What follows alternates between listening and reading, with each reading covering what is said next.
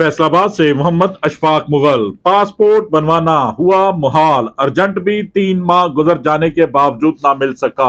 Normal तो न जाने कब आएगा, शहरी परेशान। नईम, नदीम, नवीद, वसीम, शाहद, जाहद, मुश्ताक, इश्तियाक हो या अरशद, सब पासपोर्ट के इंतजार में लटक गए। कागज नहीं या नीयत खराब, कौन दुरुस्त जवाब देगा।